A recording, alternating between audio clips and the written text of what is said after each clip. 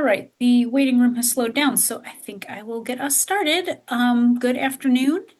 Thanks for joining us. We're going to talk about the Nature-Based Climate Action Program today. Again, this is being recorded, so if you want to refer back to it later, it will be on our website for you to review. So let's get started. My name is Christina Krost. I'm the program officer for local programs at the Lumpkin Family Foundation. Our grants and operations manager, Lindy Wheatley, is with us today, as is Emily Wisniewski, our new program officer in Chicago. And Heidi, our executive director, who is coming up on her first full year here, is not with us today. So this is the team. So if you have any questions, you will likely be dealing with me, or if you have actual issues with like Foundant and getting situated in that, Lindy is who you're going to want to contact for that.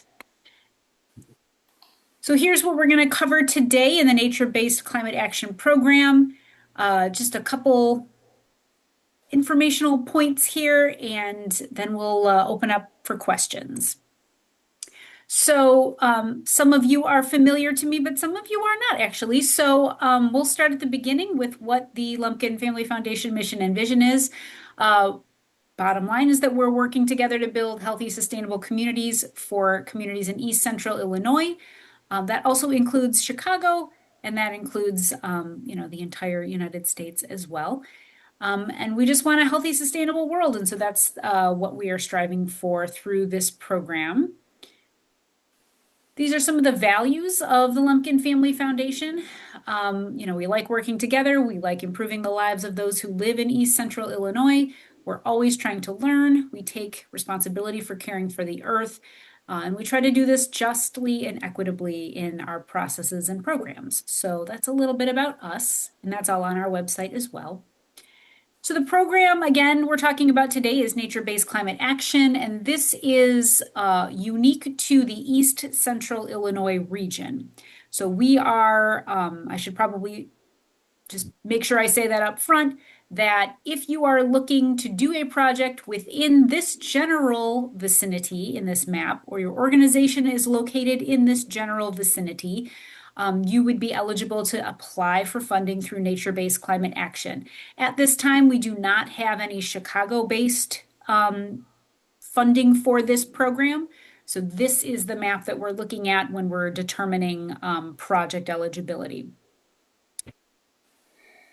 Oops, someone's in the waiting room. Here we go. So we are looking for proposals that will do some of these things, or one of these things, or maybe all of these things, depending on your project. But we are looking at projects that are measurably impacting carbon drawdown or habitat restoration, again, in the rural area that we just saw on the map in the previous slide. We are looking for proposals that help to contribute to climate science or promote policy change around climate kind of work. We're looking for projects that activate communities or stimulate media coverage or narrative change and encourage understanding of climate change by the public. That's really important to us as well, as we do these projects, but we also need to explain to people why they're important. Projects that plant trees. Those are great. We like planting trees. So planting trees in East Central Illinois towns and cities is an eligible kind of project.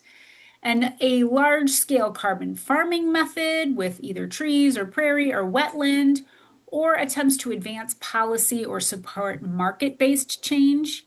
These would all be acceptable proposals that we would see in nature-based climate action. So again, your proposal might focus on one of these things, or it might be a little bit further afield. But this is what we're mostly focused on through this Nature-Based Climate Action Program. Now, if you have questions about, gee, what kinds of programs have they funded before in this program? Let me introduce you to the grantee database, which is on our website. You can filter by grant program. So if you go up here and you hit this button, it will let you select nature-based climate action, and it will bring up a list of organizations, the grants, the amounts, when they got the funding. and where it was located, which all of these would be, all of the nature-based climate action would be located in East Central Illinois. So you can kind of get a better sense of what we have funded previously and what projects, what they've been attempting to do. So if you have questions about, gee, I wonder if this is what they're looking for, you might be able to answer your own question by checking out the grantee database. Of course, if you have other questions, I'm happy to answer them for you, but you could check on the grantee database. It might answer your questions without me. So we have a couple different ways that we think about funding. We have in our nature-based climate action program, as well as another program that I manage called Land Health Community, we have two kinds of grantee funding. We have core grantees and we have program or project grantees. Core grantees are grantees that have been working with us for over 3 years, and they receive multi-year general operating support. These are often organizations that we have had relationships with for many, many years. We know their work, we know their reputation, we've been alongside them a long time. And so they receive, again, multi-year general operating support. And that comes over time, and that's a conversation that we have, with these grantees over time. If you've never applied for funding through the Lumpkin Family Foundation before, you would be a program or project grantee. Or even if you have applied before, if you're doing something that's specifically a program or project that might have a timeline of 1 year, you're a program or project grantee. Those grantees receive funding for a year. They give us a report at the end of that year, and they're always eligible to apply again, but often these are projects that are just kind of year to year, or maybe just a couple of years at a time. So here is how the grant process works for us. And this is where we're starting right now at the set up your account section. So if you have never applied for funding through the Lumpkin Family Foundation before, you're going to need to set up an account with Foundant.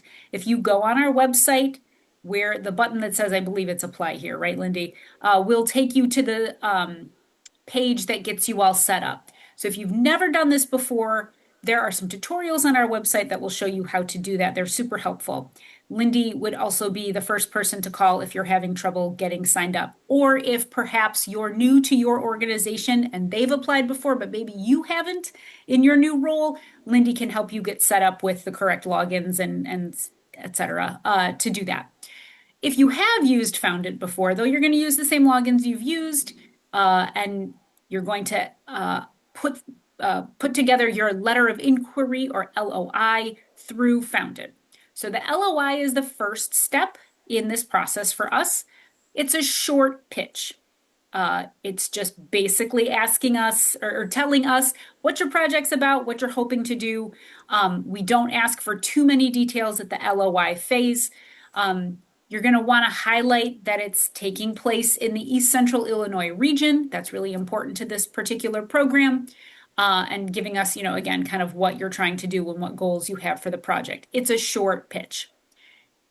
The committee and I go through those LOIs, and then we decide which ones to invite for full applications. And so that's a more complicated step, and that takes a little bit more time to fill out, and we'll have more information that we will ask for in that step. So if you are invited to, do a full application, you'll also do that through Foundant, and you'll get an email about how to do that and what that looks like about a month after the LOIs come in. We start that process. After the applications come in, they're reviewed, and we also decide on if we're going to do a site visit.